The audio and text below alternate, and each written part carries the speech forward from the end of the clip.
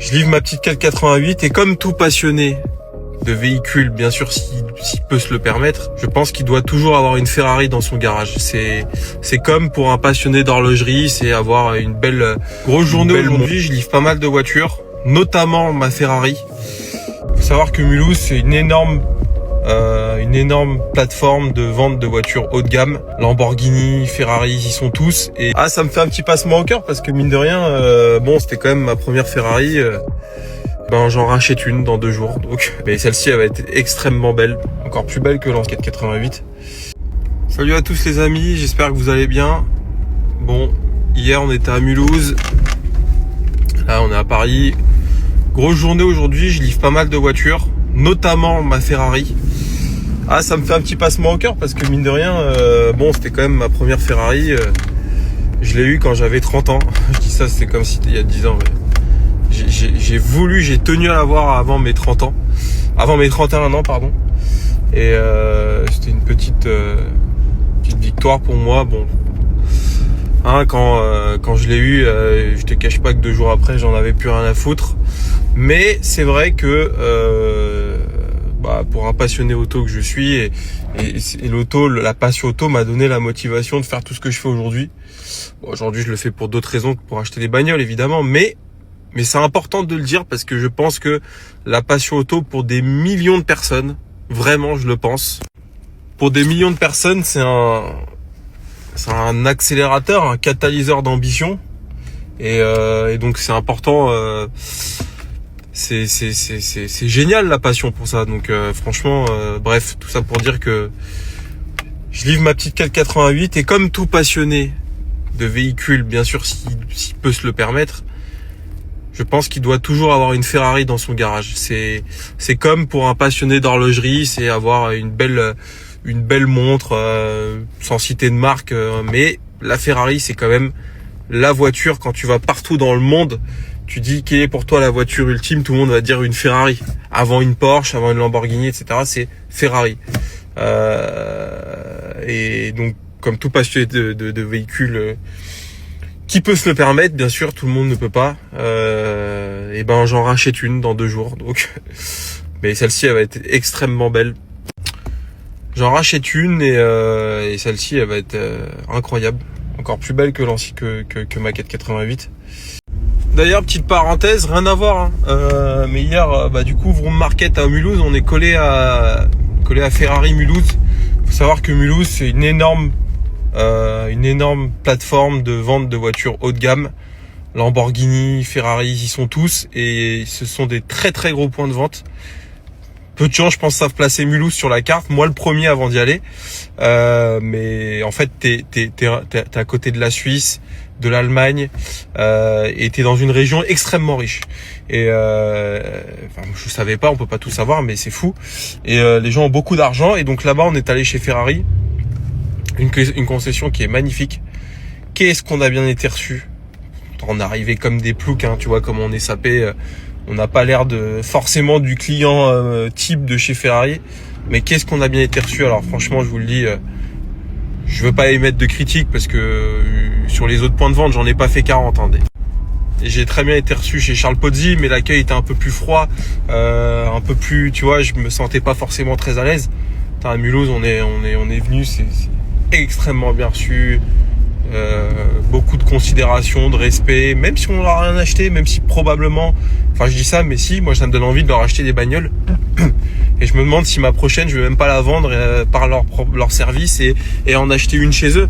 Mais vraiment, je vous le dis, super bien reçu et tu vois, ça désacralise un petit peu le côté où t'as peur de rentrer dans des points de vente, dans des marques comme ça, tu vois. Souvent t'es un peu mal à l'aise, tu sais pas trop, tu vois, comment te comporter, etc. Moi, j'ai adoré l'accueil, donc. Quand c'est bien, faut le dire. Ils en ont rien à branler, ils verront jamais cette story. C'est même pas le but. C'était juste pour dire que voilà, on est passé 5 minutes parce que c'est vraiment collé à Vroom Market Mulhouse. Donc on s'est dit tiens, on va voir ce qu'il y a. Et bon voilà, superbe moment, super expérience. On a parlé avec eux et c'est con, mais tu vois, quand t'es dans le commerce, c'est ces petits détails-là qui te donnent envie de revenir. Et vraiment, je me dis demain, j'ai une Ferrari à acheter neuve, j'irai chez eux. Clairement, j'irai à Mulhouse chez Ferrari Mulhouse. Bah voilà, ils ont gagné un client. Bon, ils n'ont pas besoin de moi, bien évidemment, mais j'ai bien aimé l'accueil, vraiment. Et puis voilà quoi.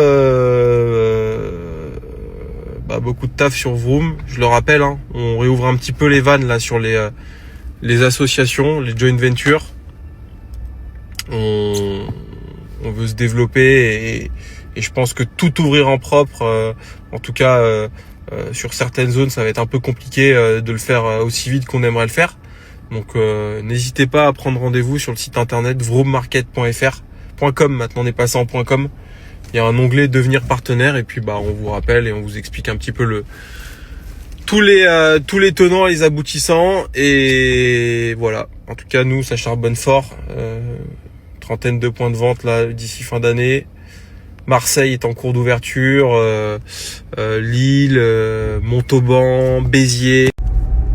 Et hier, on était à Mulhouse notamment pour déjà parce qu'on avec Edouard et Alfredo, mes associés, on veut se réunir une fois par mois parce que monter une boîte qui vaut 100 millions d'euros, c'est notre objectif. Par WhatsApp, c'est pas possible. Enfin, c'est possible, mais pas. C'est important de se voir et de se retrouver physiquement. Et surtout hier, on découvrait notre tech, notre outil qui permet de contrôler tout notre business, que ce soit sur les remontées de data, que ce soit sur la partie CRM, la partie calendrier, etc. Ça donne beaucoup de valeur à une boîte. Je vous le dis les amis, si demain vous voulez monter une boîte, pensez tech, pensez process, pensez automatisation, etc.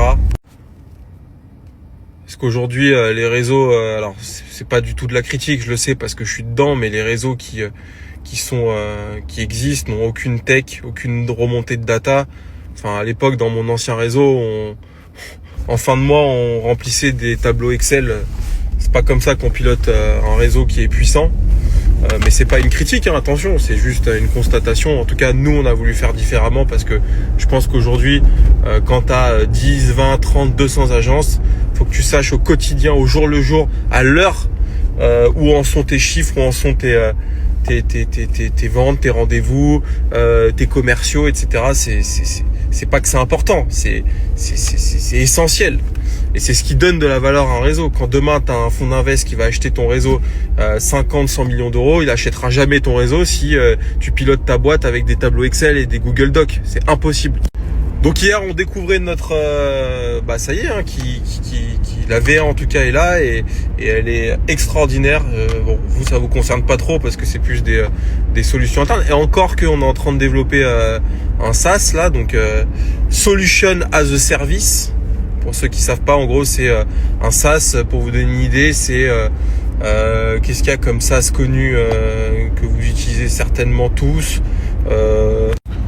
Salesforce, je sais pas si vous connaissez, ils font beaucoup de pubs en ce moment, ils sont très forts. C'est une solution de CRM pour les PME. Bref, et en fait, on va très prochainement, d'ici les prochains jours,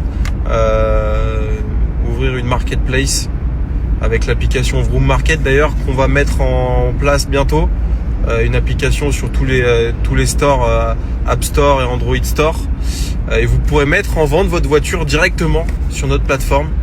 Et ça c'est la deuxième étape. Bon, j'en parlerai en temps voulu, mais effectivement on veut un peu proposer des alternatives au Bon Coin et à la Centrale. D'ailleurs, j'ai appris, les amis, incroyable. Là, je parle un peu de business. J'ai appris que la Centrale s'était vendue 1 milliard d'euros. Les amis, c'est incroyable. On pense toujours que la Centrale, mais c'est fou.